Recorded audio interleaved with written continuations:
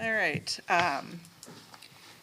So I didn't say this the first time, but we'd like to inform all board member attendees that this meeting is being live streamed and archived for access at any time by our community members on the internet within 24 to 48 hours of the meeting's conclusion. So we will go to board and superintendent salutes. Yep, all we had for today was, it's a big one, but today, as part of our staff in service, we had what was called our Ignite Day all across the building with staff in service, staff work. And Patrick Raleigh and Dr. Sarah Mumm put a lot of time and effort into getting our speakers and to bringing in one speaker. But the other thing, in addition to Patrick and Sarah, is a compliment to our administrators and staff. We have a number of teachers who lead our breakout sessions. And so what we're doing is we're building the internal capacity to be able to have our experts on site rather than everybody coming from off site. So just a quick salute to all of them for their great work today, and a lot of tomorrow is not district-wide, it's more building related, so they'll be in their buildings doing work. So thank you for your support of allowing us to have these days for Staff Institute Days. Great. It's the only one we had, and then in December we'll be bringing our fall athletes and activity recipients from Harder and the high school. Okay. Anything else? I don't think so. All right, so we will move on to public comments. Are there any public comments? No? All right, so we'll move to the consent agenda. Within the consent agenda in L2, the minutes were slightly tweaked to state that the French course would be offered for at least 2 years, and French 3 and 4 would be offered if enrollment warrants. Are there any questions about that before I just move on to consent? Okay, so the consent agenda contains the following action items: approval of accounts payable and payroll November 2019, approval of minutes of the November 11th, 2019 regular meeting, approval of resignations of employment of staff, approval of 2018-19 audit reports for the Kaneland Community Unit School District 302 and Fox Valley Career Center, and the following informational items: the student suspension data report, the Kaneland 2020 update, the FOIA report, and the field trip notification. Is there a motion to approve the consent agenda? So moved. And a second? Second. And a roll call. Mr. Lawler. Aye. Mrs. Pavlik. Aye. Mrs. Barber. Aye. Mrs. Witt. Aye. Mrs. Jones. Aye. Mr. Carey. Motion carries 6-0. We'll move on to M1, approval of donation. Yep, I'll ask Dr. Fuchs to introduce that one and share what was donated. So we had 5 bags of soybean seeds donated to the FFA for a total value of $990 from the O'Connell Family Farms. And we would like to thank them for that and recognize their donation to one of our important clubs at the high school. Very nice. All right, any discussion? So I'll entertain a motion that the Board of Education accept the donation valued at $990 from the O'Connell Farms for soybean seeds to be used at the Kaneland High School FFA Club. So moved. In a second? Second. And roll call. Mrs. Pavlik. Aye. Mrs. Barber. Aye. Mrs. Witt. Aye. Mr. Carey. Aye. Mrs. Jones. Aye. Mr. Lawler. Aye. Motion carries 6-0. We'll go to M2, the report on transportation plan. Yep, I'll also toss this one over to Dr. Fuchs, and she'll provide the little bit of historical reference or background of what got us to tonight, and then she'll introduce the rest of the presentation. Great, thank you very much. If you'll recall, we are in the third part of our review of the significant portions of our expenditure budget. Our goal is to build our financial projection model. In that financial projection model, we need to include assumptions. One of the assumptions is how much money do we want to set aside for next year's budget to replace school buses. As I reported at the end of September on page 2 of the report, you can see what we've done historically in terms of number of buses and the quantities and the types. Our recommendation, my initial recommendation for this, is to set aside up to $400,000. Our plan would be then to replace hopefully up to 5 72-passenger school buses that would be 1 year old. The board has asked for additional information, and I'd like to ask Mrs. Smith, our Director of Transportation, to come over to the microphone, and she will share with you information, not only what's in your packet, but I've also asked her to be prepared to start off the presentation. Last year, if you'll look at what we purchased 3 28-passenger replacements, and then an 18-passenger with a wheelchair lift. You all had asked me at that time, please keep track of how those buses are being used. And so I'll ask Mrs. Smith to start with that information and then give an update on our current 72-passenger bus fleet. So with that, please talk into the microphone. And thank you. You won't hear yourself, but it's going on to the video. Okay. Thank you. So scooch over. There you go. This is my first time, a little nervous, but thank you so Thank much you. for having me. And I want to say thank you for the buses last year. It was so nice getting the 29-passenger buses or the smaller buses because they are being used daily. We have 3 that go to Maids every day from here to St. Charles.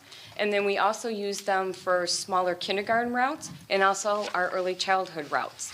And it's really nice for the drivers because if you have students that need some special attention or more attention, they're in a smaller bus and they're able to give those students the attention that they need. We also use some of them for smaller field trips. Your bowling team, we've had field trips going into Chicago, a lot easier to finagle around Chicago in a smaller bus than a 72-passenger. I'm not one to drive in Chicago with my car, so a 72-passenger bus would be very difficult with as small as it is going down some of those streets. So the 29 or smaller bus, if you will, helps a lot. The new bus, also the lift bus, now we have 59, 60, 61, and 62, which are all lift buses. It was a little scary going in. If we have one of those buses go down, we now have a spare, if you will, that we can use to put on that route, because if we can't transport the wheelchair lift, then we can't transport those students that are in need of that. So if one bus would go down, now we have a spare, which helps.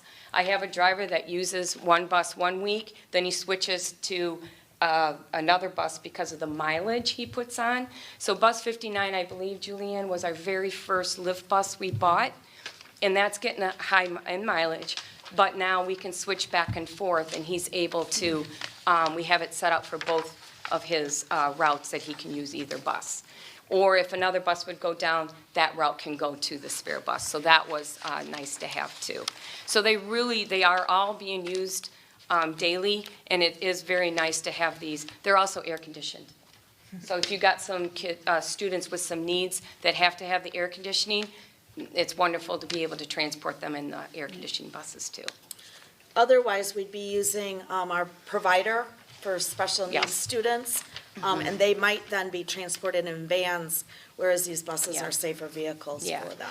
And not only that, we have, most of our smaller buses are due door to door, and it's very difficult with some of our subdivisions to go down a cul-de-sac and get turned around, or we're backing down to pick those students up, which is not a very safe way to transport.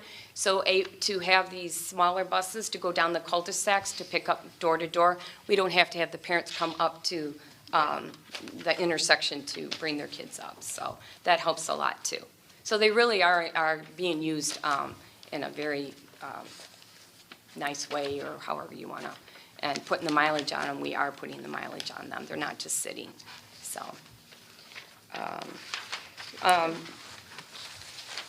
So with your next page, it kind of gives you an idea with the first one is sorted by age and year or model year, and it's kind of showing you how old our buses are. The 2007 right now is the oldest that we have on hand. So it gives you the mileage and then what it's costing us to keep that one on the road. Oh, I'm sorry, did anybody have any questions about the smaller buses? We'll interrupt you. Okay. So we do have some buses that are still up there in age, and we are putting some money into them. Then the next one is sorted by mileage, and as you can see, there's quite a few getting up there in mileage too. We do try to, with the buses every year, we try to, if a bus went a lot of mileage last year, we'll put it on a smaller route this year and try to rotate the mileage. That does help.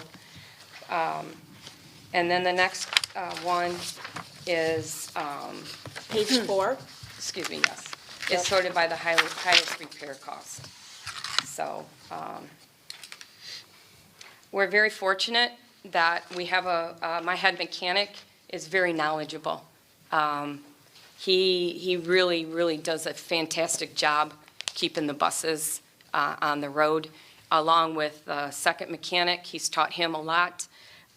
They really work great as a team, but they really do a fantastic job with our buses. When you see like the higher level maintenance, is that, because I think there's sometimes a one-time big thing. I don't know if it's the engine. It is. Most of the higher ones are engines. So that was and- probably- And also the body work. Yep. Okay, so an engine's probably a one-time, you're gonna see all the buses go through this at one point, but It the could. body work could be any of them. Okay. Yeah, the body work is just, you have to, for as big as our district is, and the wear and tear on the roads with the salt and the gravel.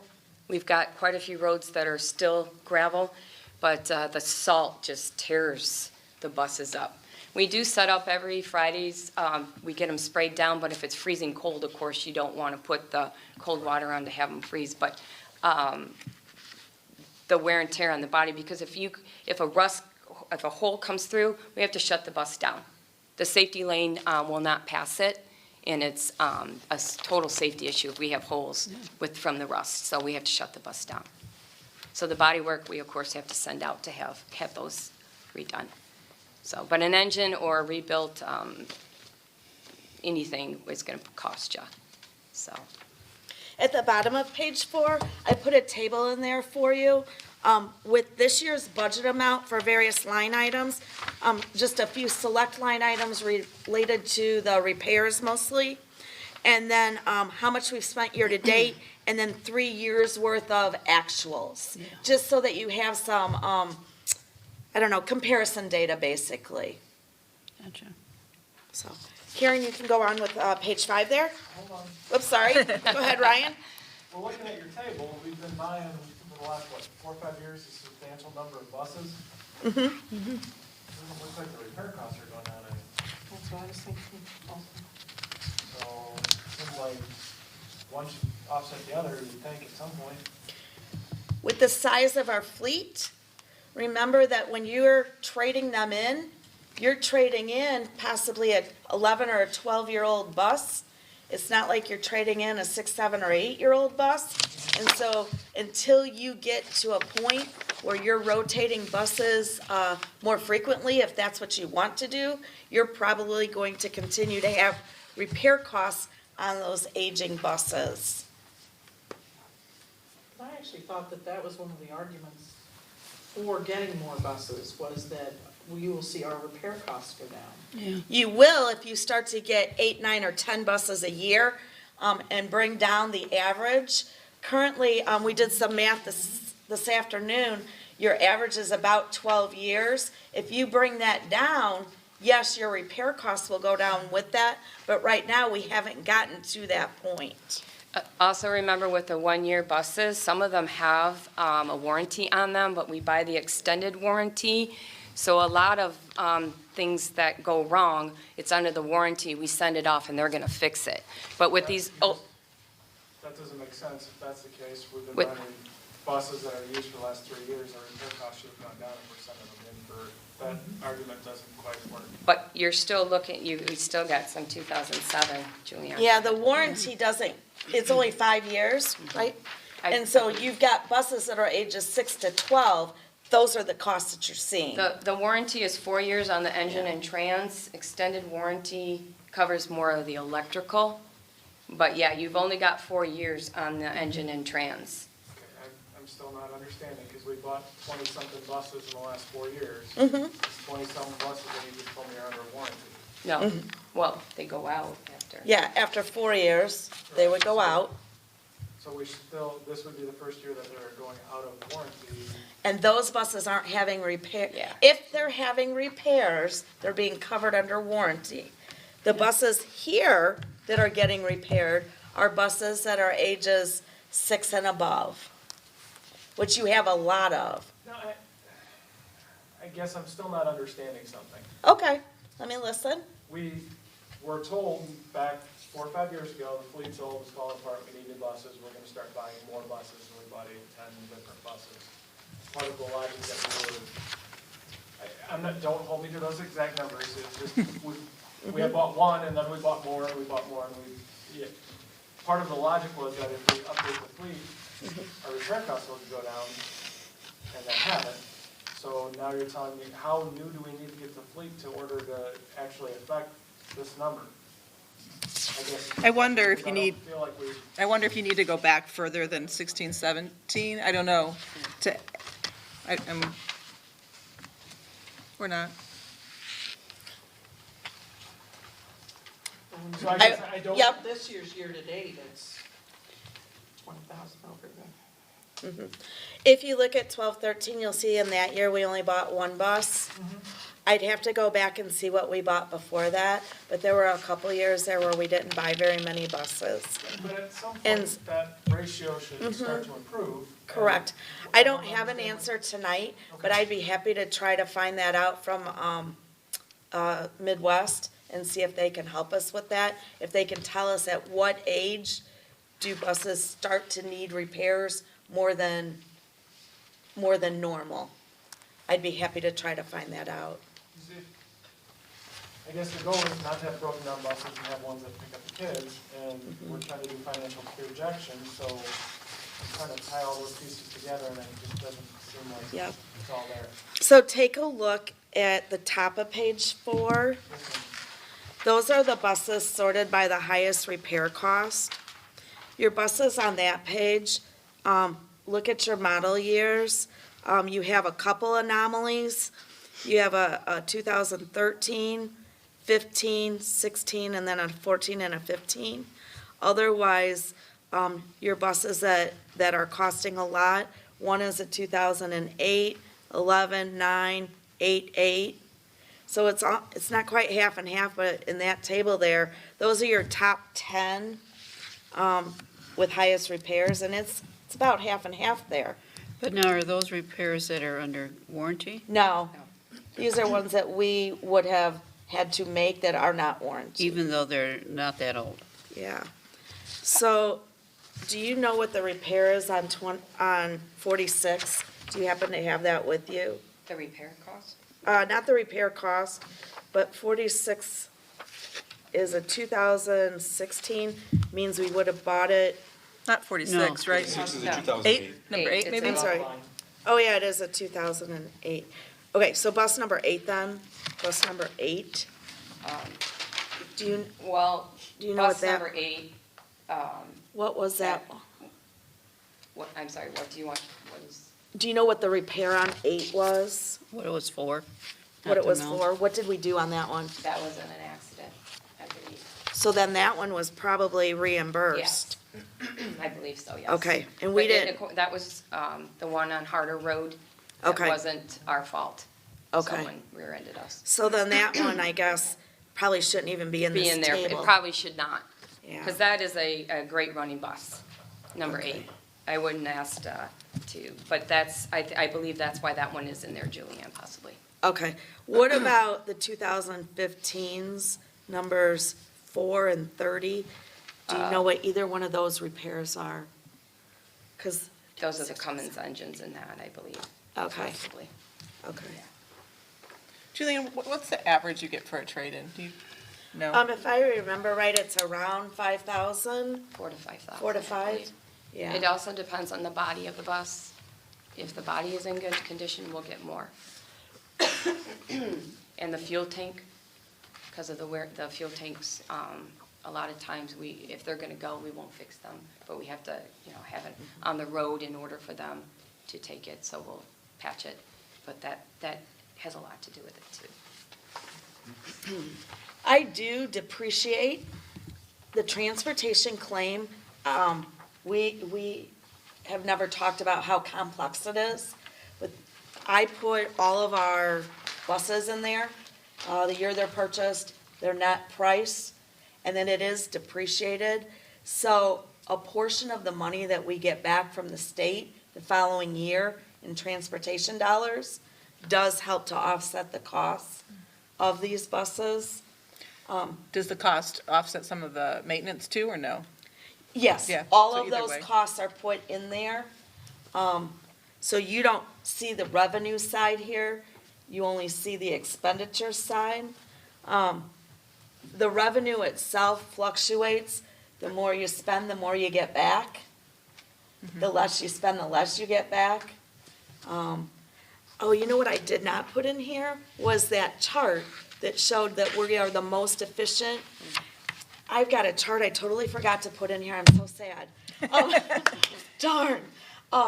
It's a chart that shows us with our comparable districts, and we are the most efficient per mile, with our buses. So how do you define that? Like what goes into, Yep. I would have to go look at it, cause it's a report that we get out of the Forecast 5 products. It would have all of our expenditures and then all of our miles. I can't remember if they offset the revenues or not on that one. I'd have to go look at it, but, I can certainly send that information out. Darn. But also just to remember how big our district is and the wear and tear on the tires, we're replacing tires because of the mileage we put on a lot. And the body of the bus, trying to keep the bodies, and that's a lot to consider with the repair and maintenance too. So, and if we're not able to do something in-house, of course, we have to send it off. And so they're not able to do everything in-house. So the body of the buses does get sent out, and that is a costly factor on the older buses. So on page 5, one of the questions the board had that you wanted more information on as well is, so if we were going to dispose of 5 buses this year, which 5 would they be? And tell me more about that. Additionally, if we can't get rid of 5, what are we keeping? Or if we can get rid of more than 5, what's the next one on the list? So I'd like Karen to go through page 5 to talk about each of these buses and what that looks like. did you have a question first, or? That's what I'm wondering. Going back to page 4, Sure. according to your chart, we're already at budget. Do we need to make a revision For which one? to the whole account? The bottom of the chart says That's not a total? says year-to-date. For each line item?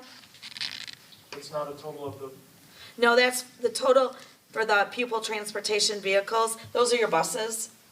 So at the time when we do the budget, we already know how much we're spending on it, so we budget the exact amount, because we know what it is. It's not a total, it's a line item.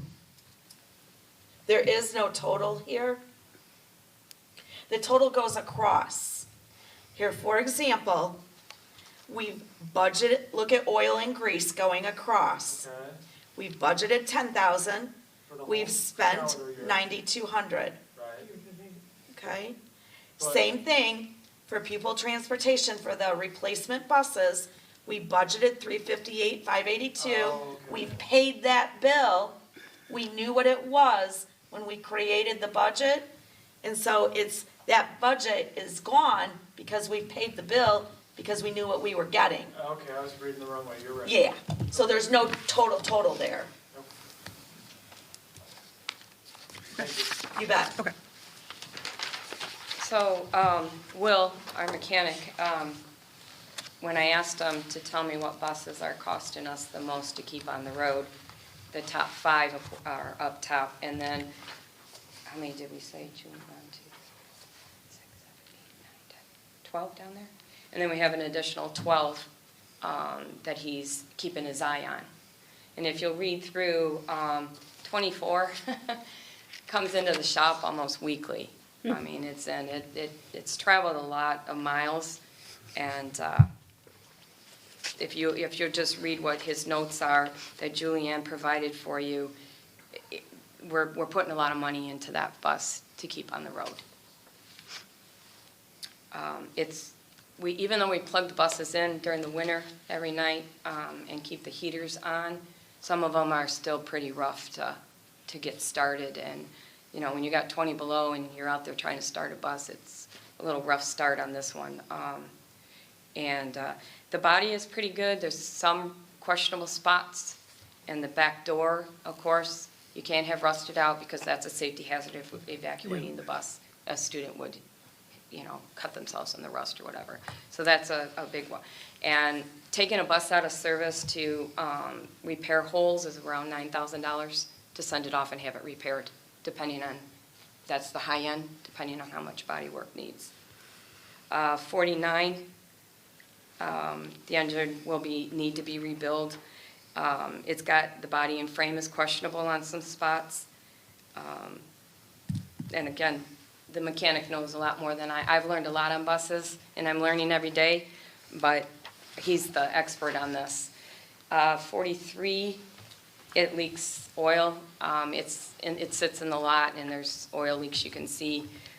We have to check it, of course. We have fluid checkers daily. We check it at night to make sure we're not running out of oil. Of course, the body is getting bad on that one, too. And 50 is the same way. And 53, the electrical problem, it's draining the batteries. And I don't think he's torn the bus apart. We can jump start it to get it started. But it is showing a lot of heavy rust on the body and the doors. Julianne, it's interesting that, like, right here's 5 that we have issues with that we need to replace, and if you had to come up with the next 5, they all seem to be doing well, and there's, like, are we just finally at a place where the buses aren't doing bad, or is it like, are we coming up with problems? Are we? Do you understand, like, it just seems Yeah. like there's this fine cutoff, and all of a sudden 5 is the magic number this year, and then we're fine.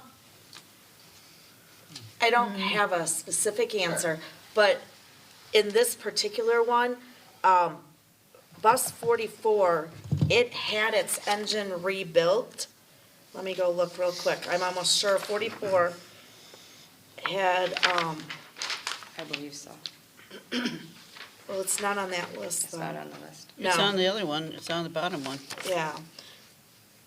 Well, it could have been. Oh, okay. So, yeah, 44 is just running well, but it does only have 169,000. So maybe they haven't put as many hard miles on that one. It's your last 2007. Sure. Oh, you know what? I'm thinking of 47. That's the one where we put the 23,000 on it. Yeah. So we've already spent a bunch of money on 47. So if we can keep it one more year, it should be okay to get our money out of it, kind of thing.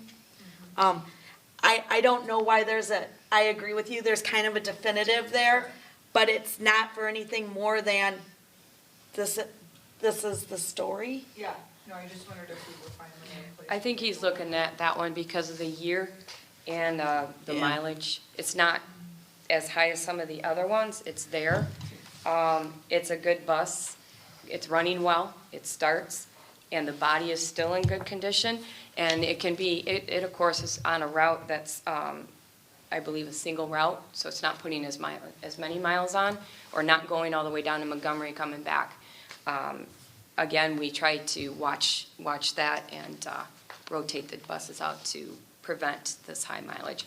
But I just think these buses are really getting up there in miles. Yeah. So what I would say too, Meg, to your an answer is, say for example, you fast forward to next year this time. These are the ones that I believe we would start looking, continue to look at, but they may switch order depending on what happens to them throughout the year. So that's why I hesitate to say these go for sure the next year, these the next, Oh, yeah, next. no, Because you don't know what's gonna happen to that, just like you would in your car. Yeah. Yeah. So, I just- the further out, Last year's chart, it was like pages, and it was like all the Yeah. buses. And You- it just felt like there were a lot more. Oh, We there's have another all the one. buses. 5, but it was. You have all of them on the Yeah, back there's page. another one. you have the whole fleet. Yeah. But what we saw last year. when, because Okay. remember, this is like one of the things I remember. Right, so what we saw, Yeah. it felt like last year, you could see that there were more issues coming up. Yeah. This year, it feels like, oh, we've got 5 that are bad, and then Yeah. we're okay, and it just seemed different. Yeah. Can I also? Then our repair costs go down? You know, that's a great question, but it's not running that way right now. But here's another question, why are we willing to put 23,000 into one bus, 15,000 in another, 14, 13 on that second list? And up here, we're at 7,000 on some of these other buses, why don't we just repair them? We clearly don't have an aversion to spending more money to repair things, so why don't we just repair those other buses? The ones on the top? Yeah, we aren't into them nearly for what we are some of these down here. Because of the fact of where the problems are at. Well, we don't know what the problems were down here that cost $23,000 or 15 or 13. I think I just, sure. it just seems like there's no real predictability to anything. Like mileage isn't a predictor, age doesn't seem to be a predictor. Repair cost doesn't seem to be a predictor of, which one we're gonna get rid of, so. So it's a combination of all three of those based on the mechanic's recommendation.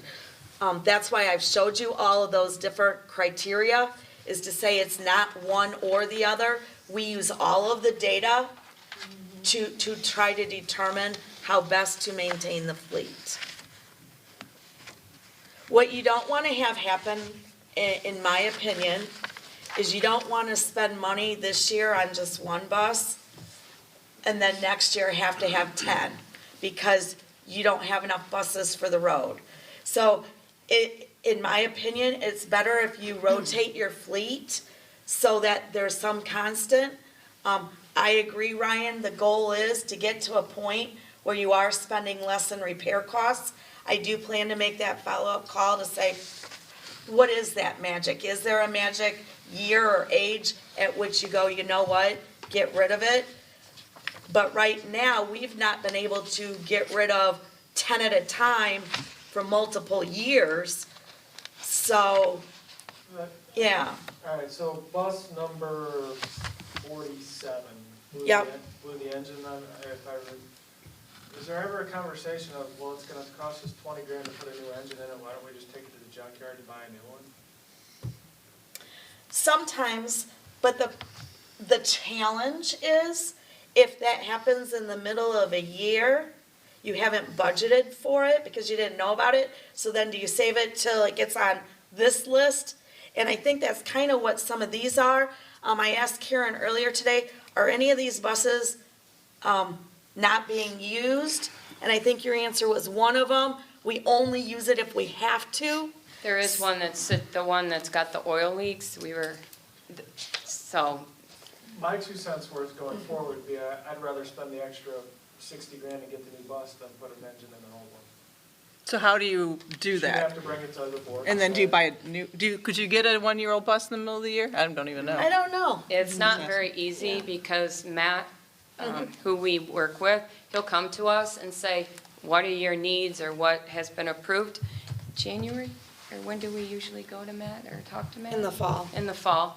And he's looking for everybody. He's got all, so he's looking for needs and he goes out and sees what's there and he's reserving at that But time. maybe it could be found in the middle of the year.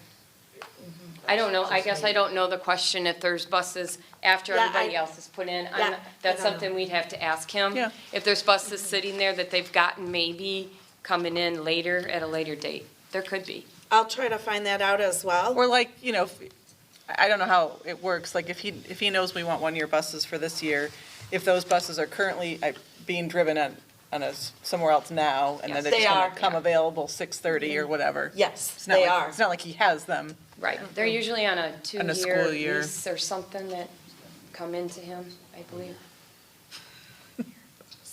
Mid-year. Can't remember what I was gonna ask. Okay. do you have anything else on page 5 that you did you have any other notes that we need to discuss? No? Okay. Pages 6 and 7 then, that is your entire fleet. They are listed by bus number in case if you just want to see the data for any of the other buses in terms of what it looks like. So the small tables are pulled out, the top 10 for each of those categories. You have the recommendation for disposal if we were to get rid of 5. If we get rid of less, you know what your next ones would be. If you get rid of more, you know what's available next in line. Would it be important for us to know what the revenue offset is? It's something I haven't really thought much about, but, I can't tell you what it is per bus. All I can tell you is how much you're scheduled to get. That's one of those categorical grants. Right. It's paid 4 times a year, and our September 30th payment hasn't been received yet. do you know what percentage we usually get? I believe it's 72% of our total. It could be up to 80, but I don't think it's been 80 for a while. I think the lowest it was 64, and I can go back and get you the various percentages. Is my brain working right, so if we spend $100 on a bus, we're getting 82% of that back? Or am I oversimplifying things? I believe you're oversimplifying because we also, the transportation reimbursement claim has a lot of different variables and factors. That's kind of what in I'm it. asking, though, is it? So let me give you a flavor for what it includes, just so that you can know what I'm saying. So we have to add up every mile that we do. The sports trips that we take are non-reimbursable. The curricular-related field trips are partially reimbursable. The special ed is reimbursed at a higher rate than regular ed. So there's just a number of information data points that go into the transportation claim. So to say it's dollar for dollar, I don't believe would be accurate. And you know me, I don't hold you to the exact pennies. We're talking 50%, 20%, 90%, just ballpark it. I would have to look, Okay. Yeah, but maybe on a Friday update, because I'm wondering the magnitude of this Yeah. discussion. sure. Yeah. We do levy in the transportation fund for the remaining amount of money that's not reimbursed. Yeah. Any other questions? No? I think that's all. Thank you for Great. coming. Karen, thanks Thank for you. coming in, waiting Thank you. tonight, we appreciate it. Yeah, thank you for waiting. Thank you, Karen. All right. Somewhere I have M. What were we on, M3? Yeah, report on capital improvement plan. All righty. So tonight we have with us Mark Payton, our Director of Buildings and Grounds, and also Mr. Tim Wolliver is in the audience. Tim is from Woldbrook Pate, and if you'll recall, Tim is our architect of record. Right now, we believe that Mark is going to give the update on the capital plan, but depending on what kinds of questions are asked, we've asked Tim to be prepared in case if he needs to be called upon. So I wanted to let you know that. Tim, if they do ask us questions, I will ask that you come to the microphone for the sake of the recording. Okay? And so, first of all, Mr. Payton and I have met with all of our administrators with regard to the buildings, their needs. We've gone through all of the systems. We've identified as much as we can for the purpose of this capital plan. Additionally, Mr. Wolver is almost done with the 10-year life safety study for 6 of our buildings. The only 2 that we're in the middle of are Blackberry and McDowell. Everything else was due for renewal, so we're working on that. So this year's plan just has a lot of information in it. With that being said, I believe Mr. Payton's going to start with a high-level highlights of the plan, leaving enough time for the board to ask questions. Did you want me to talk about project completion for 2019? You sure can. Okay. Page 4. Yes, page 4. So a number of things we did this summer were all in one bid. That was some life safety work at Blackberry and McDowell, outside door replacement at the high school, Stewart and Shields, concrete replacement at Blackberry Creek, Stewart and the high school, and some science room, life safety, and ADA upgrades at the high school. Our estimated cost going into that was $285,000, and the bid came in at $312,000. Other work we did, as Julianne indicated, we're in the middle of a life safety survey with Tim at Wold for the high school, the Meredith Road School, the Harder Middle School, Shields, and Stewart. Estimated cost and actual cost are the same on those. We replaced the dishwasher in the cafeteria. The estimated cost was $30,000. The bid came in at $51,288. John Shields, we upgraded the building automation controls. The estimated cost on that was $80,000. The bid came in at $68,000.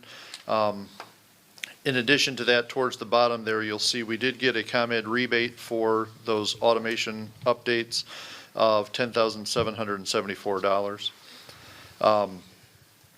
We refinished the gym floor at the Harder Middle School. The estimated cost was $70,000, and the bid came in at $38,495.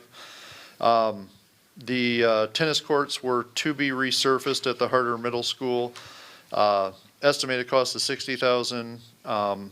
The bid amount was $51,300, but that's still open due to weather and some other circumstances. They didn't get it done. We'll still get it done in this fiscal year. It just hasn't been completed yet, and now it's too cold to do it. They can't refinish the tennis court when the weather gets below a certain point. Okay, some security cameras were added throughout the district. The estimated cost and actual cost were the same there. And some flexible furniture monies were allotted for all the schools. I don't believe that's all been spent yet, but they're working on it, identifying needs and working on it. Large band equipment for the high school is kind of in the same category where they haven't completed that yet, but it should be completed at the end of this fiscal year. So total estimated cost for these projects was $778,531, and it came in at, after that ComEd rebate, at $765,408. Any questions before I go on to the plan for each building by building? I'm just going to hit some highlights. It's kind of a lengthy document, so I'm going to hit some highlights, but feel free to stop me if you have any questions on anything else. You know, before you go through all that, I do have one overarching question. What's the definition of life safety? So it's those items that were identified on the life safety survey. Yeah, but what is life What's safety? the criteria to get it on the survey? It's code related. I mean, I don't know if, Tim, do you want to comment on that? It's, Well, the reason I ask is the administration says, well, this is life safety stuff, we have to do it. And it gets presented as, it might not have to be this year, but it's on the survey, so it has to be done. Like, we don't have a choice. So I'm wondering what the requirements are to get it on that survey so that it says we have to do it, doesn't matter whether you want to or not. well, my understanding is that it's every 10 years you have to do certain things to bring your building up to current code. Even though the building was built under one code, codes continue to evolve, and you have to bring your building up to those codes for certain items. And the State Board of Education mandates it's done every 10 years. So we bring in an expert, an architect and engineering firm that is an expert in those codes, and they look at our buildings and see where we're deficient and put those on the report that then goes to the state, and then the state says these items have to be addressed either in 1 year, 5 years, or they're just recommendations, best practice type recommendations. The only things we're bringing to you are these either 1 or 5 year must-do things. And the code does require an architect to approve it and submit it to the state. And the architect's the one that is, well, no, I guess it's code interpretation as to whether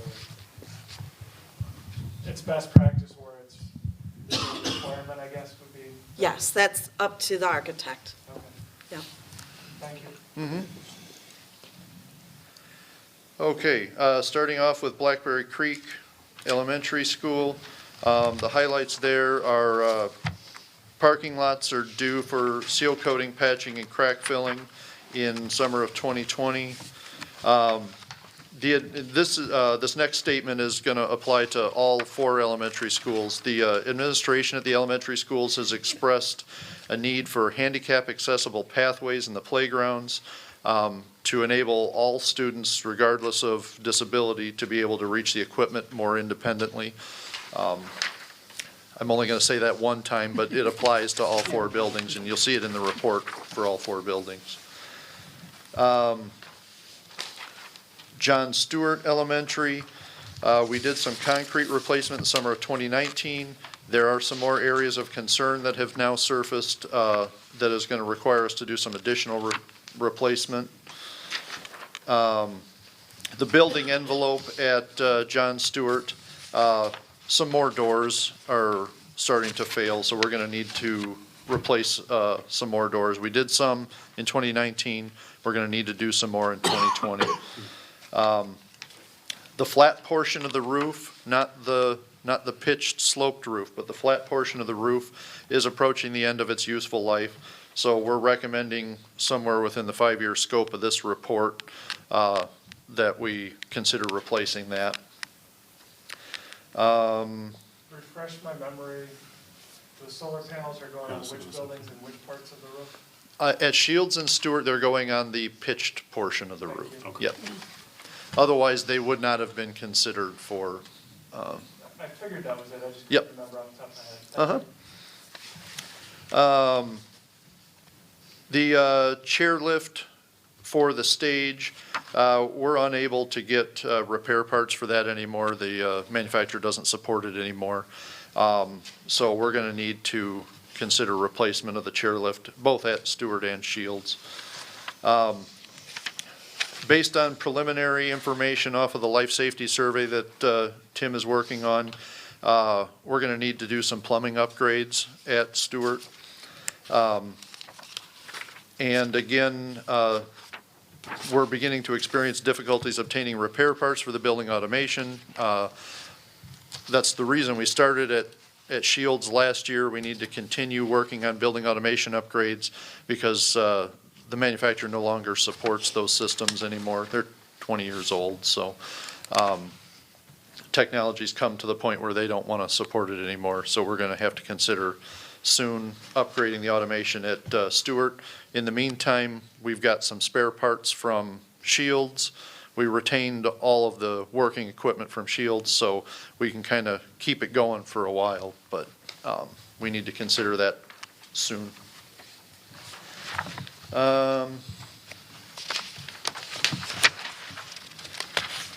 John Shields, a lot of the same discussion that we just had for Stewart applies. Some outside doors need replacement. The flat portion of the roof is again approaching the end of its life, so we need to consider replacing that soon. The metal portion was replaced in 2013, so we should have a lot of years of service out of that. What's the rough guess on what a roof will cost?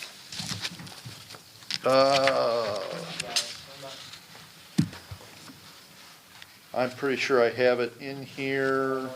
I didn't read through every line item on your list, so. Yeah. I might be there. I'm sorry, there's just so many numbers for me, Well, that's not- for me to remember.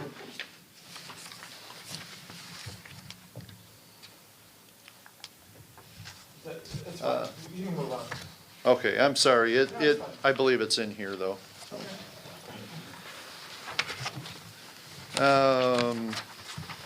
The chairlift for the stage is gonna, again, sooner rather than later.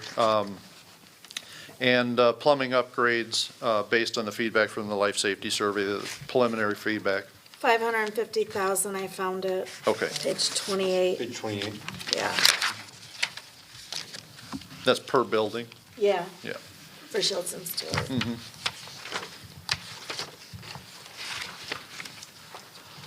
Okay, McDowell Elementary, parking lots recommended for seal coating, patching, and crack filling.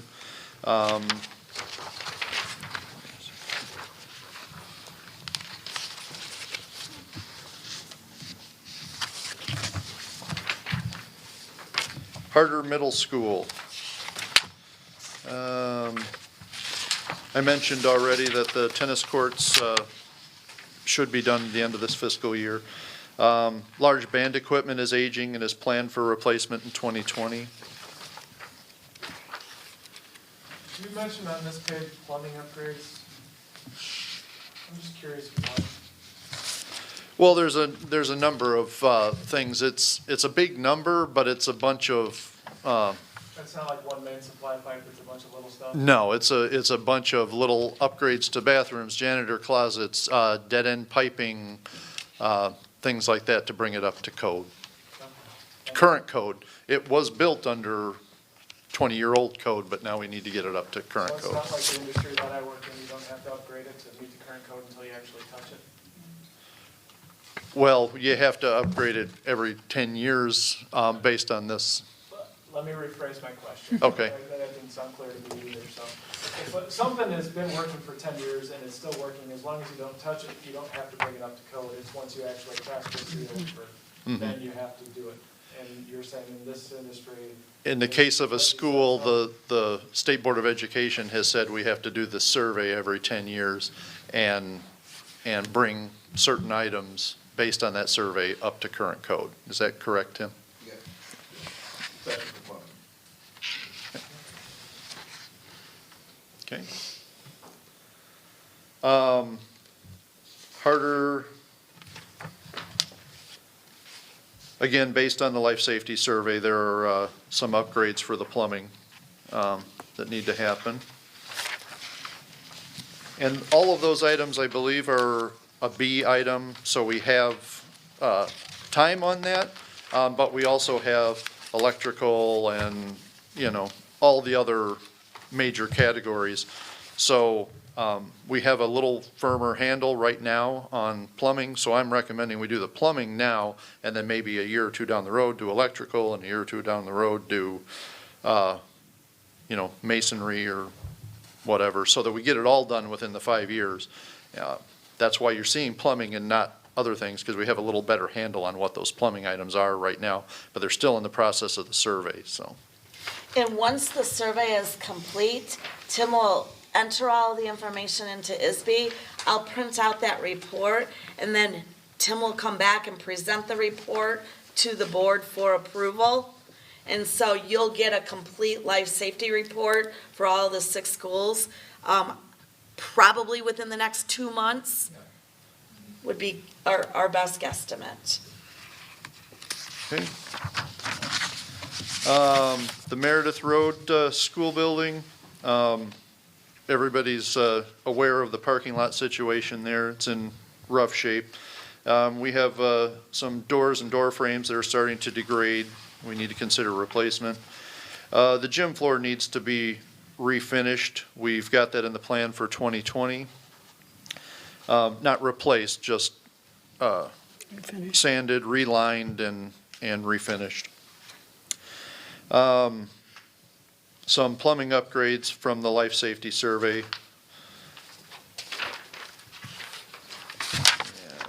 that's it for Meredith. The high school, there's quite a lengthy list for the high school. Of course, it is the oldest building and largest, most complicated building, so it makes sense that it would have a long list. There's some site work that needs to happen, including seal coating, patching, repairing some of the parking lots, particularly the bus lot, south parking lot, and west parking lot. We continue to make track repairs. That's another topic of conversation later on in in this document that we'll go into in a minute, but there's some considerations we need to make for the track and replacement. Administration at the high school has requested some improvements to the concession barn, including new siding and counters. Does the administration ever use the concession barn, or is that just the sports person? Well,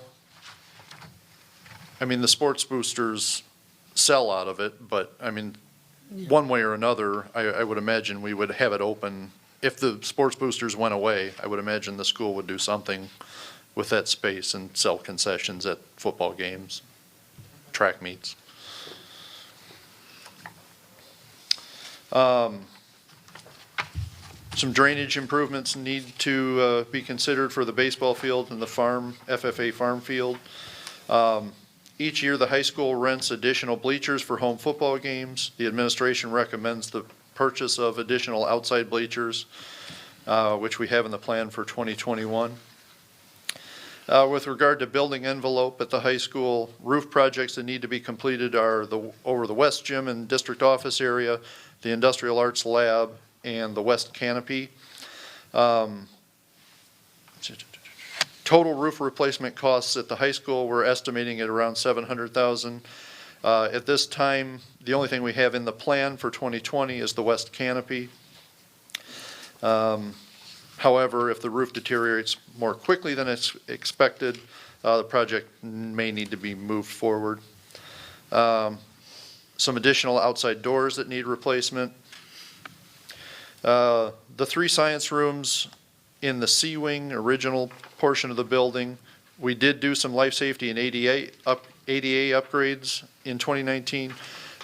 Those same rooms need additional upgrades to allow for more students in the lab space and additional storage. The lab spaces are right now set up for 24 students, and administration really needs that to be 28 so they can balance their course load. The floors in the auxiliary gym are in need of refinishing, and again, that's not replacement, but refinishing. Those are the upstairs? Yeah, the auxiliary gym is the upstairs gym. It's been 15 years since that floor was put in, and it's not been completely sanded down, and that's usually something you want to do every 10 years. So, carpet in several locations in the high school is in need of replacement, including the main office, the district office, several smaller offices, classroom C110, which is a large room they use for big study halls, and the auditorium, as well as the hard floors in the auditorium. Administration would like to have the main foyer updated with new ceiling and aesthetic improvements.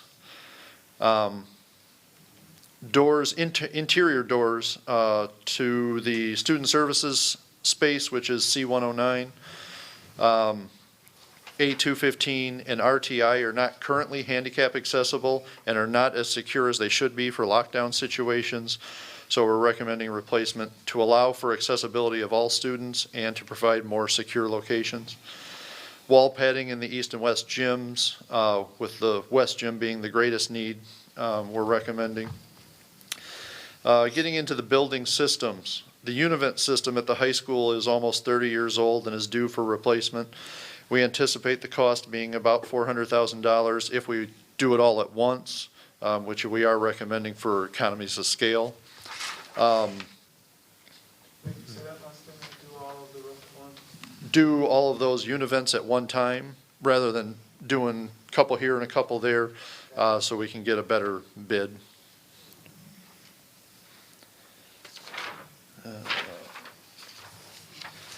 We have ducting that really should be replaced on a couple of air handling units in that older section of the school. Washrooms in the C wing and the main entrance are needing updating due to their age. We have that in the plan. Several plumbing upgrades through the life safety survey. House lights and dimming system in the auditorium is in need of replacement. It's at the end of its useful life, difficult to obtain repair parts and all that. And also, it's one of those things that has such a long lead time that if it were to fail, we'd kind of be stuck. We wouldn't have an auditorium for a while. And the building automation system for the high school, just like Shields and Stewart, is aging. And this is even bigger concern than Stewart because we don't have the extra parts like we do for Stewart from Shields. Some of them from Shields we can use at the high school, but the high school is a much more complicated system, so.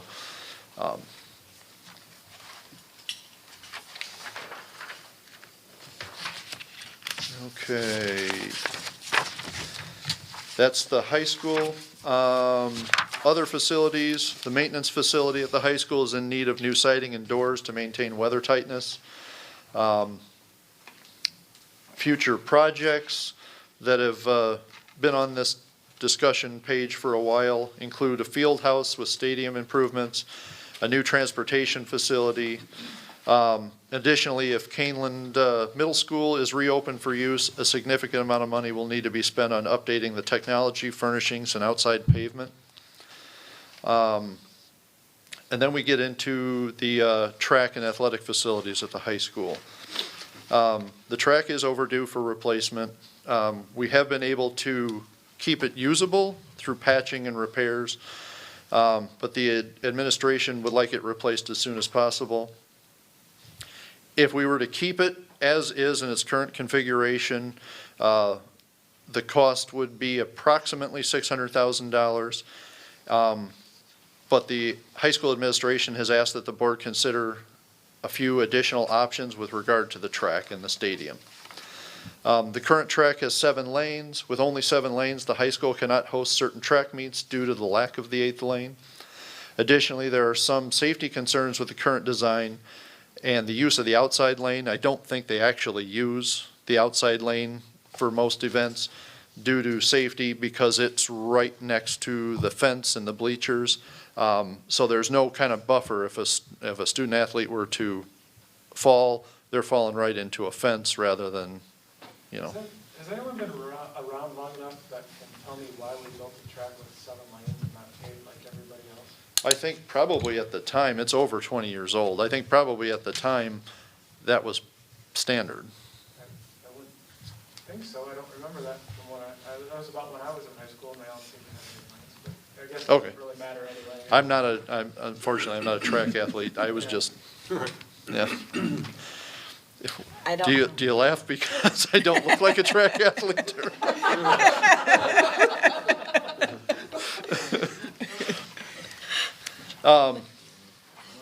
But, you know, it's hard to think what folks were thinking. Maybe they're doing the best they could at the time. Okay. You know, I don't know.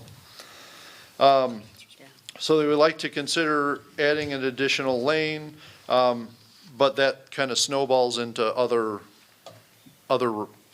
things to make that happen. You got to move bleachers, you got to kind of move your football field.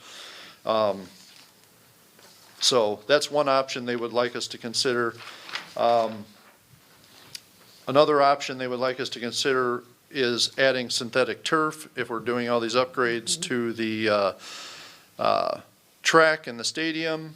It kind of makes sense to do synthetic turf at the same time. That would create for them an additional teaching space because currently we don't use the football field for anything other than football and a little bit of band practice, although they try and keep the band off of it as much as they can to keep wear and tear down on the natural grass. So if we were to install synthetic turf, we could schedule times for the band to be on there on a more regular basis. Gym class could be held on there. We could do lacrosse and boys and girls soccer competitions on that field. During the spring, the synthetic turf could offer a place for softball and baseball to practice when they can't get on their fields due to the weather conditions.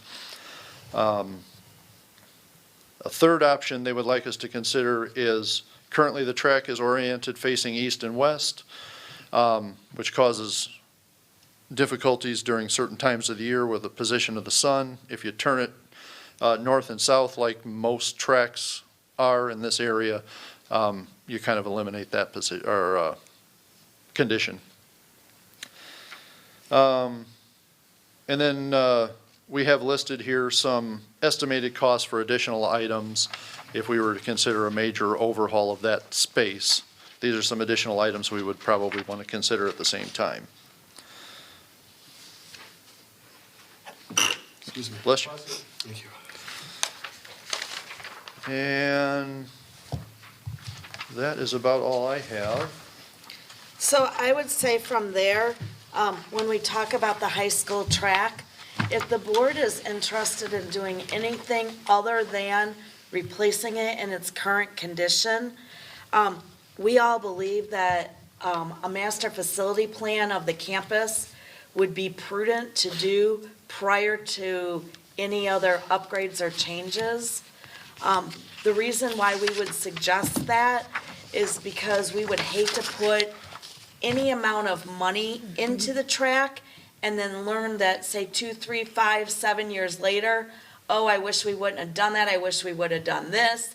And that way, if we have a facility plan, we can have it built so that it's built into phases where you do whatever it is you're going to do with the track first, if you don't have all of the money, and then the other phases are ready so that you don't do one thing and then have to undo it and repay for it, is what we're thinking. Otherwise, if the board is only interested in taking care of the repair that needs to be taken care of, that cost then is that $600,000. And the sooner we do that, the better. We have provided this year for you a list of all of the items.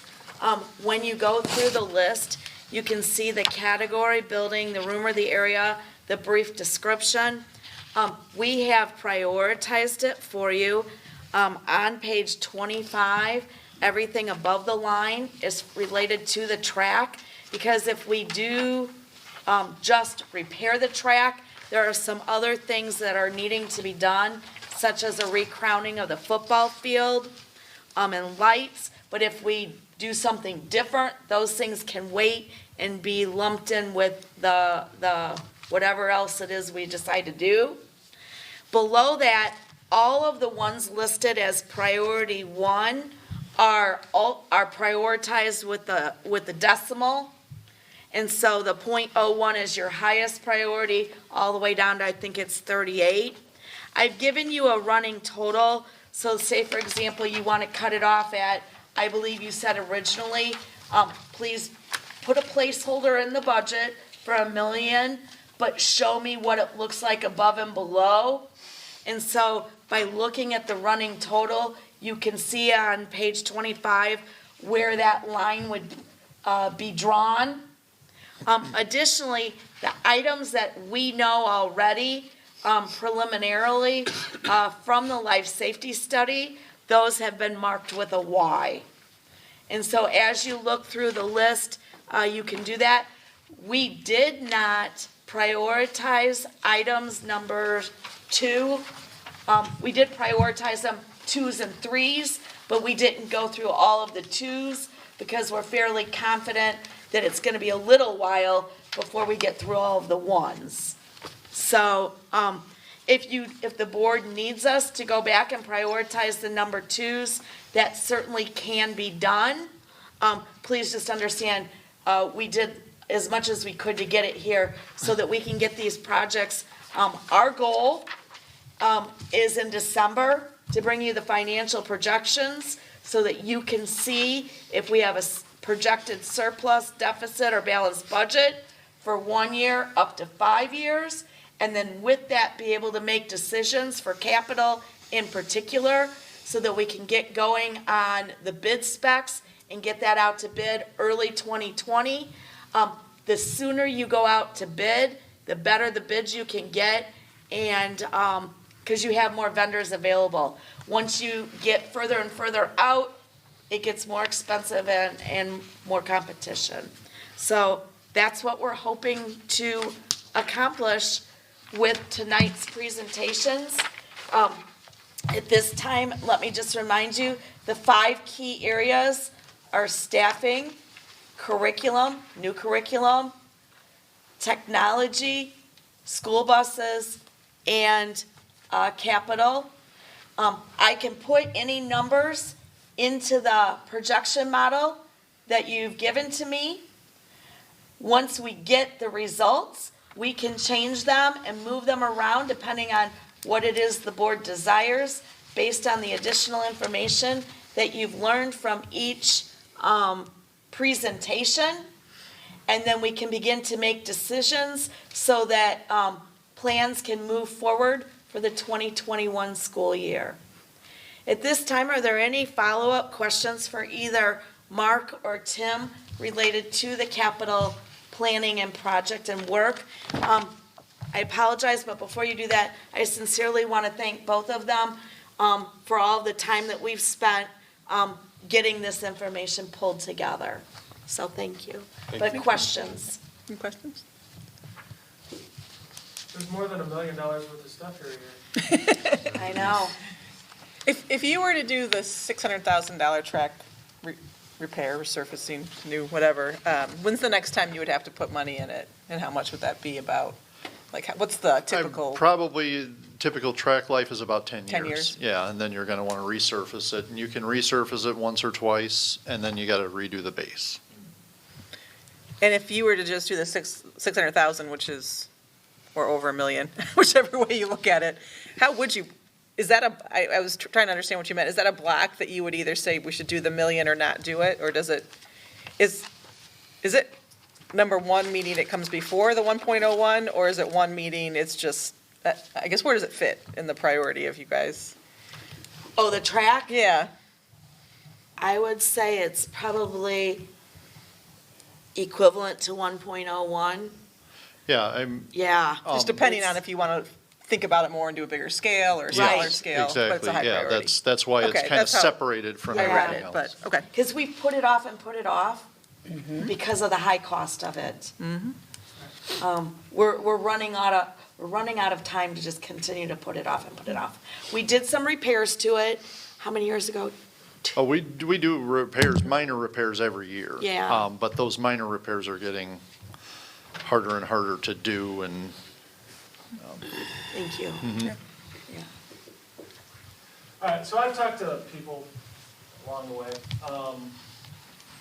Tell me more about this master facilities plan, what it includes, what it doesn't include, what we need to move forward. How much would it cost? With I'll add that in there. Part of- So a couple years ago, we went out and got some proposals on that.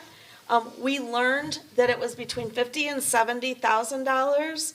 Around 60,000 was where the proposals kind of averaged. We got proposals we have 2 architects of record from both of them. And so at that time, we decided not to do it. What would happen is it would take about a minimum of 3 to 4 months to complete the project. Whichever architect that was selected to come in and to do the planning would sit down and talk with various groups of people to find out what it is they need, what's good about their current facility, how it's situated, et cetera. And what would you need 3 years, 5 years, 10 years in terms of Would that be your just program the and high school facility? or every- Just the high okay. school. Yes, Yeah. just the high school plan. Not Meredith, just the high school. Well, the high high school, school middle school campus. campus. But it wouldn't be harder and it wouldn't be It, not harder, but the Meredith, yes. The whole campus at Kesslinger and Meredith. It would include the whole campus. And what it would do is, say for example, we decided that, yes, a field house might be something that you would want. It would be designed such that you would know, well, you can fix a track, but when you fix a track, please keep this in mind, or be sure you do this or that. So that you don't spend $1 million here when in 5 years, you wish you wouldn't have. So if I decided we should tear down the west gym and build a field house on that spot, it'd prevent us from spending money twice. Right. Correct. Are Yeah. there any significant changes I felt like way back, we talked about, oh, where should the district office be? Where should the transportation department be? Are those things still somewhat on the table? Or is that likely not what a facility plan would be? Would it be mostly, Oh, I would include that. because that could, Just a whole- but that could be a move to harder, right? But so that's included, but the harder campus isn't really looked at? microphone, please. Yeah, Thank you. sorry. I was just, Yeah. Shauna was on the FAC at the time that Harder was designed, and we did pull out those designs that Archon did in 2009, I believe. Okay. 2008. The master plan that we would look at would be looking definitely at the middle school, Meredith School, and high school campus. But if we find out that there's some information that we've gathered from the staff or the administration or something that would say, hey, we want to consider something like putting the administration at Harder School or something like that, we would certainly see how it's, first of all, if it's capable of actually being able to support it. But we would definitely go ahead and look into what the implications would be. Okay. We wouldn't just focus on this and this only. Our main concern is that we don't want to place a very large field house someplace and then find out that it will have implications on what's already there or what the future is. That was just one of the things that came up.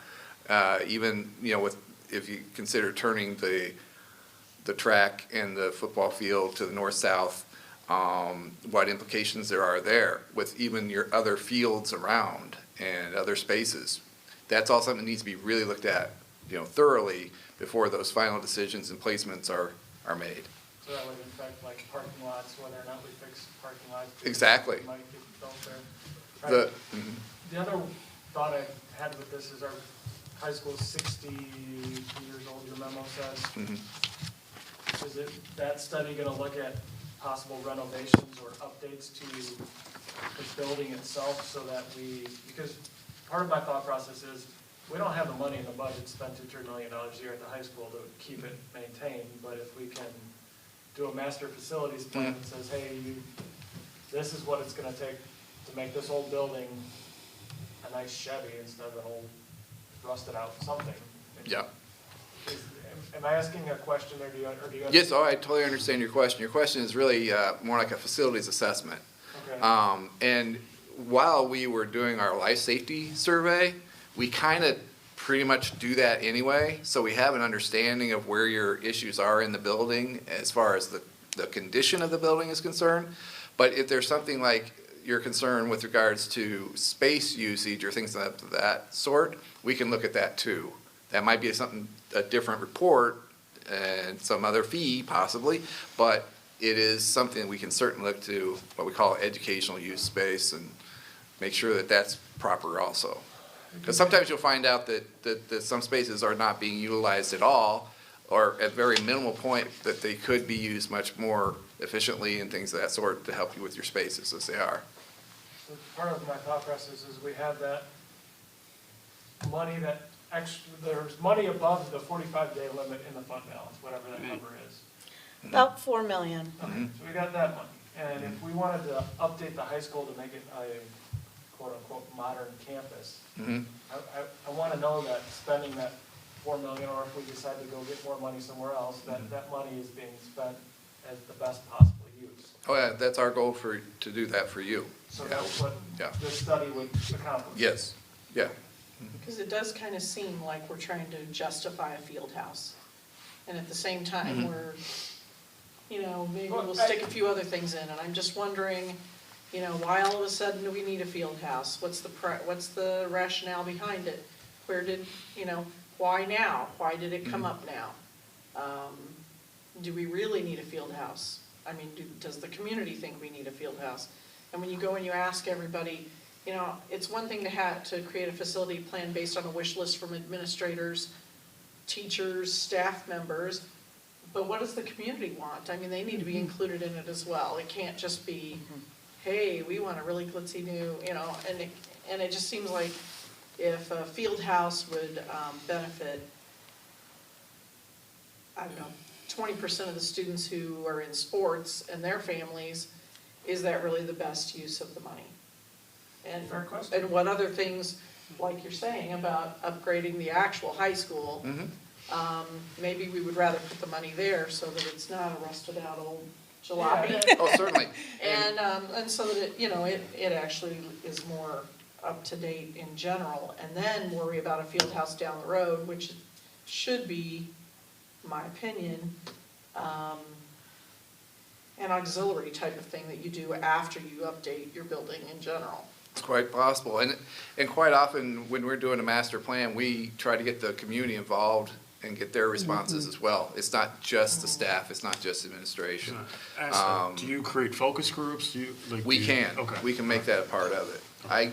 Be honest, I haven't looked at the proposal we put together 2 years ago. I'd have to go back and see what we had included in the first place, but that is kind of a common procedure for us. Right. Because it's all about making sure that everybody's gotten a voice and they all feel that they've been heard. And so you want to make sure you've got everybody included from the beginning, and so that you can move forward and feel comfortable with the decisions being made.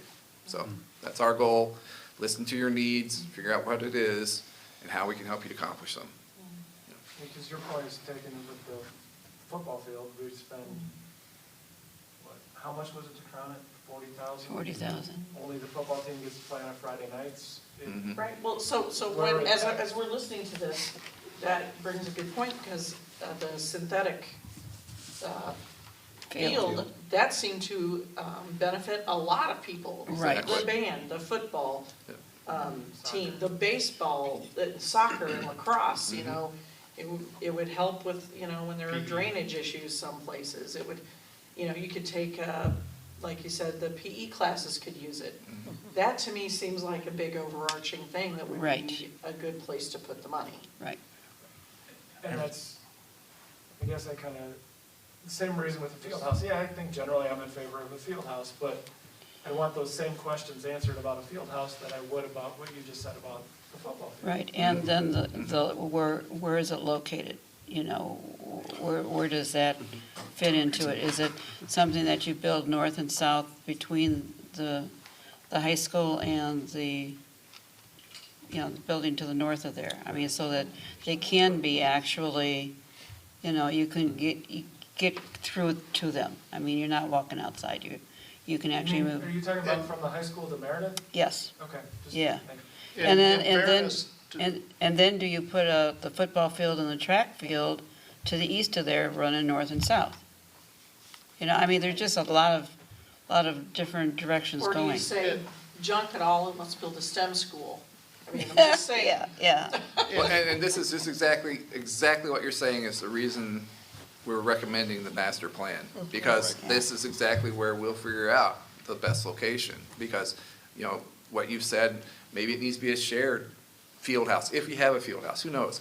Right. Maybe you need to have a shared field, you know, that makes perfect sense, but where exactly will it be located and how will it be done? And that's exactly what we want to find out. And in fairness to the high school administration, I don't think anybody there is really like pushing a field No. house. It's not even in our 5-year lookout. But what we're saying with the long-term facility or assessment that we're asking for someone to do, let's figure this out so that if we do 5-10 years down the road want a field house, we haven't taken up that land with something that we now have to move. Well, we just spent $700,000 resurfacing a gym floor, and now we don't want that gym there anymore. Yeah, Yes, exactly. Yeah. Okay.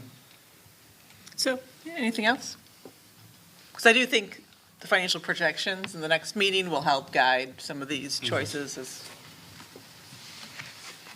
how much we might need a assessment based on how much money is there to be spent. Well, I thought the administration was generally implying that they wanted to spend the extra $4 million. I don't think it's going to be that much, that dollar amount. Yeah, that's why Depends how I look at it, but I'm looking at 5 years and different things. So, I mean, but I think that'll be a good discussion next time. I'm just wondering if we want, so you want to wait till next time to discuss the merits of whether or not we do a study? I think so, Yeah, I think but I so. think we do need to have a study. But I'm with them too. I think that if you're doing it probably more than the 600,000 of the track, that maybe you do want to study.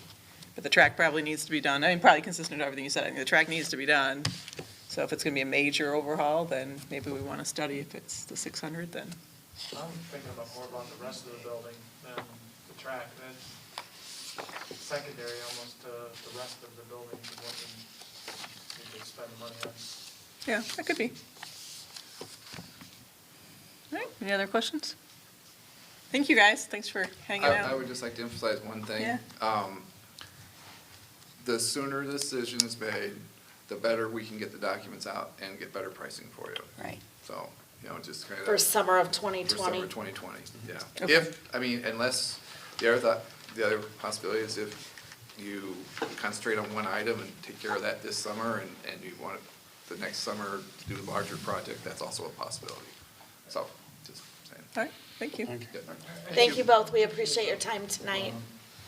We're gonna, next meeting, she's gonna bring the list of projects that she wants to put out the bid, correct? That's the plan, if I know how much. I believe that you had said $1 million. You can kind of see from this list what $1 million will buy you at that point. All right, so let's say at the next meeting, you also put on the agenda that we want the study done. Is that $1 million, is there any overlaps? Are we safe that we're not gonna get the results of the study, so we look at the study and say, oh, shoot? You know what, we'll double check that, Ryan. Okay. Seems like we have sort of consensus, that, Yeah. just like people shaking their head that they want study done, it's not an official vote, but I just don't wanna, I want you to bring me a bunch of products and me, Right. projects, and me say, wait, do the study, that's all. Yep. So what I hear Or you if the study saying, fails, then But I also think the challenge of that $1 million was, let's say, well, it was two parts, because one was recurring and one was not. And so it could be more than $1 million, because we haven't decided, if I remember right, the million was just the recurring piece. So that's part of the discussion, but then the $1 million could change if you wanted to spend more on curriculum or any of these other things we've been listening to. So I think that's a tough. correct, and Yeah. that's where we gotta see where we're at. So, I'll bring a recommendation, for the study, as well as some capital projects to approve, and make sure that they don't overlap or interfere with that study. But I think And, that's right, yeah, I mean, the specifically what financial should. projections, with where we're at that time, and see if there are changes you wanna make with any of the variables, and we'll Yeah, be able to keep talking yeah. and working together to figure out how it is we wanna move forward. Seems like the cost of the study should be part of the million. Okay? Yeah. Part of the million capital. Okay, Spend, yeah. Yeah, okay. thank you. Thank you. And if there's any additional costs you need, Julianne, just give me a call. Okay, Great, thank you. Thank you for coming up. yep, thanks. All right, M4, review request for proposal for health insurance broker. Yep, the last new business item, Dr. Fusi will provide an update on the RFP for the health insurance broker that's been requested by the board. Thank you. There are a couple things that we need from the board tonight with regard to this. The first thing is that you've had an opportunity to review the RFP. Are there any questions, comments, concerns, changes, anything that you want to know more about or ask or have different? Start with that.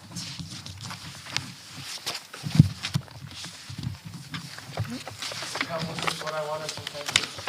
As far as the minutia, that's, I think you're more appropriate to answer this question beyond, so it covers the big picture thing that I've been asking for. Thank you. Okay, hearing none, then I want to let the board know, I've repeated the board timeline on there just so that you kind of know where we're at. I'll plan to send out the RFP packets on December 6th. We'll have the qualifications due on January 17th.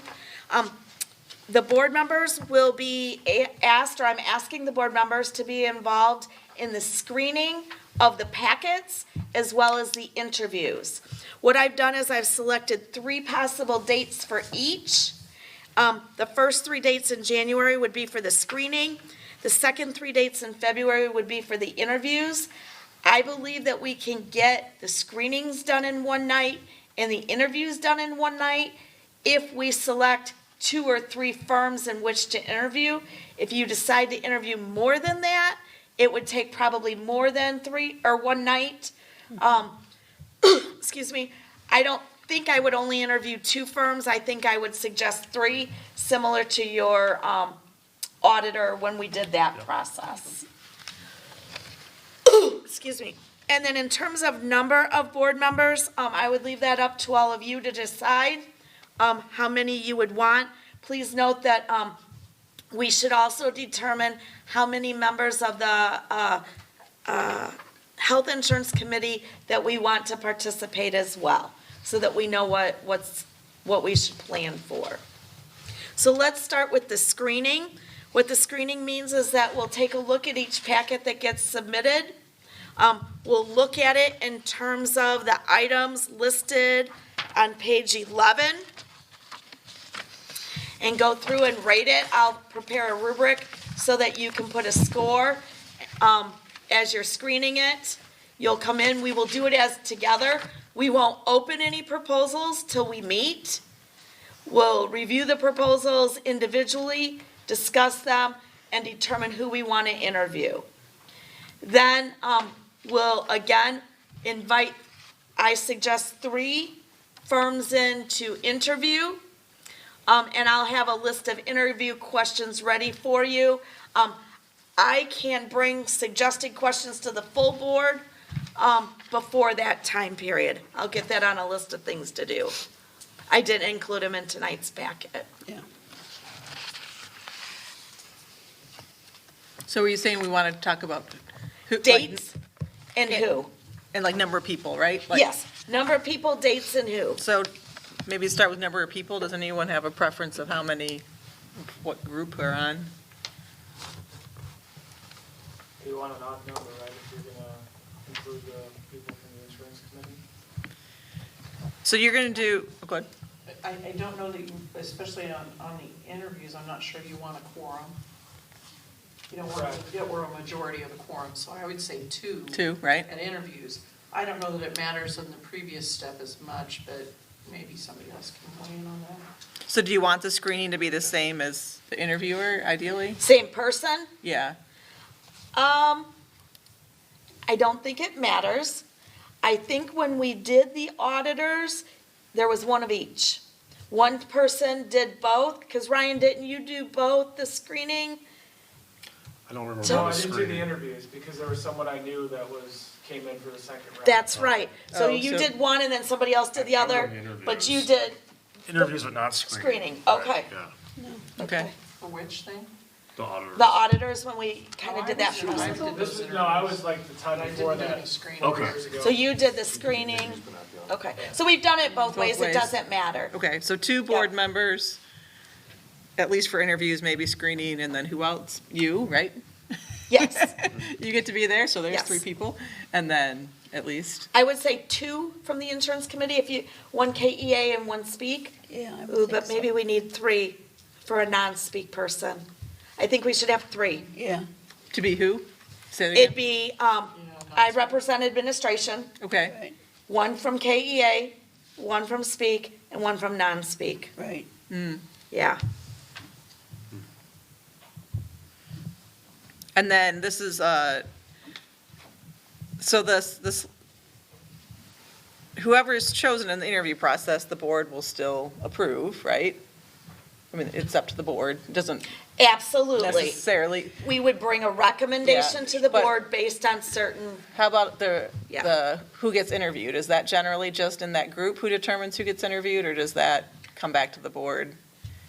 uh, That wouldn't, right? it wouldn't. No. We would Yeah. screen and pick the 3 that go to the interview. Yeah. Yeah. I don't know if that matters to anybody, if No. there's 2 board members and administrator.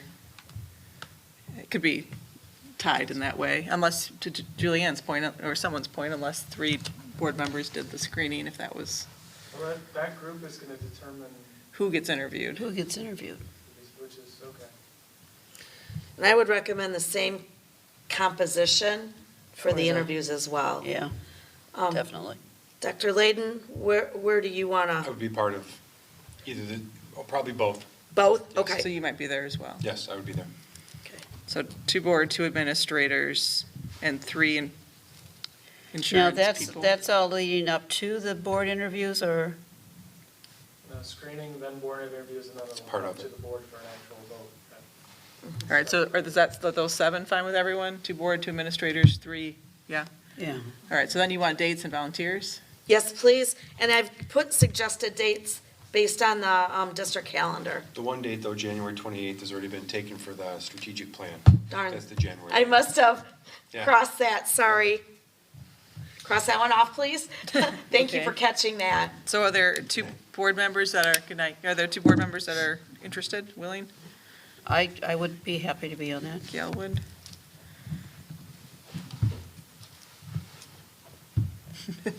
In full disclosure, my wife works at the district. Oh, that's right. And we're under the insurance, so I don't. feel You actually like I wanna should be do out of it. Either. Yeah. Any other interested parties? It depends on the date. Depends on the date. Do you want to do it and I'll sub out if you can't? Sub you out, what is that? So, I mean, of those three the 2 dates, I cannot do the 21st. So if it's the 22nd, I'm happy to help out. If it's the 21st, I'm already committed somewhere else. We make it the 22nd? Dr. Layden? Checking calendar. Furiously typing. It's wide open. All right, so 22nd for the Busy screening. as wide open as busy. So the screening will be January 22nd? Yeah. Is that confirmed? Thank You're you. talking evening, right? Yes, Yes. I am. That's not an option. Yep, yep. So then it's gonna be Meg and Gail? Gail. Gail.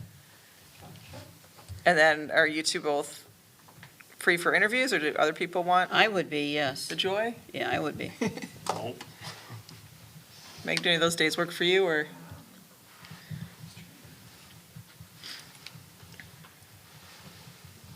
I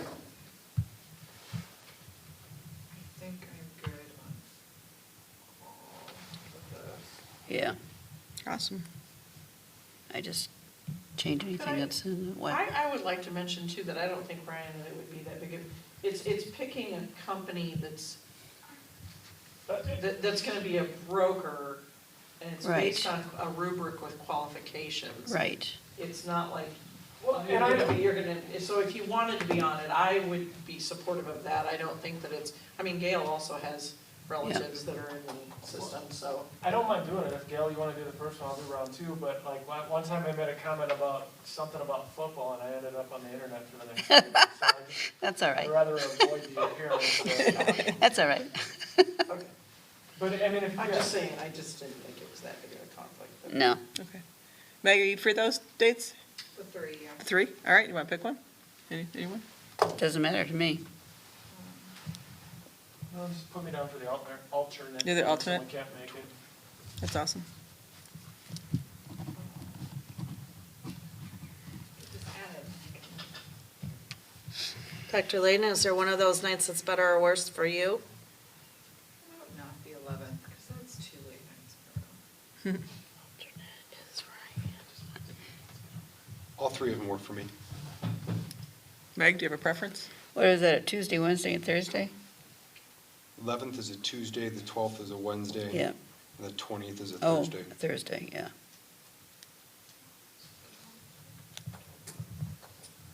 Except for I think. 12th, do you think? 12th? Do the 12th, because I think the 20th might be strategic planning also. Okay. We have to put something on the calendar? No, I wrote the board memo before those, I'm Yeah. entirely joking. sorry. We've been scheduling lots of stuff in the last few days, so. He's picking a Do fight. we have a general time that I can, like 6? I would say 6 if at all possible, Yeah. For both just of to them? give us enough time. February 12th it is? Is that Yep. what I'm hearing? Sounds good. Beautiful, thank you, everybody. That's all I need for tonight Okay. to move the process forward. I So- appreciate your time and your help. Thank you. So superintendent, board report? Yes. Oh, I'm sorry, Ryan, did I cut you off? Oh, no, I thought you were talking. No, I was Not that I'm not I sure. was like, I thought we were done. I know. A couple other things. The Hall of Fame Committee meets on December 4th, and that is Gail. We'll see how you're feeling. Yeah, we'll see what we can do. Pre-surgery, I so- will let you know. Yep, let us know, and then, Might be doing some testing and stuff that day. okay, if we need a sub, let us know. Okay. As I shared earlier, the December 9th board meeting will have recognized fall athletes and activities, and also two harder students that we've been waiting and waiting and waiting, and they truly will be coming then. Also, we'll also on the 9th provide an update from the joint annual conference we just attended. Generally, we have a new business item where each of the attendees share a couple highlights from the sessions that we attended. So each of us will share a few minutes, the 6 of us that attended. So thank you for going. December 3rd, it was in a weekly update, and I'll also share it again, is the Giving Tuesday. It's the first time our foundation is trying that as a fundraiser. So we will remind you on the 3rd how and when to be able to donate if you would like to. Strategic plan, that email went out today, first of all in the weekly update to the board last week, and then an email went out district-wide today with some dates and next steps in that, and we will follow up with that. We do have recommending or requesting 3 board members to serve. Shauna and Teresa both mentioned that they are available, so When will that be? I will resend those dates Okay. on Friday in the weekly update again. Okay. But it's a January date, a February date, and a March date. It's 3 different nights for the planning committee to get together.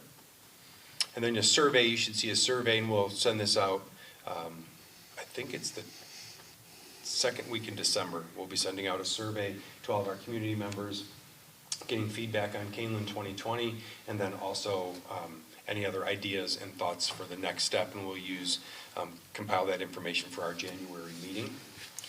Dr. Layden, I believe the board, you all got that message today, right? Yes. I didn't see. Email Okay. message, yes. Yes, so they're on that list as well. Okay. So just to Well, let you know. which list? The, like the school messenger list? Yeah, what Okay. you meant, because I was saying I got an email to 2 emails. I didn't know if you meant my board email or if you meant the alert.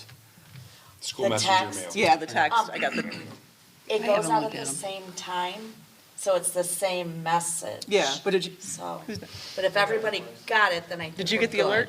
No, No, so that's what I was saying. You did not? no.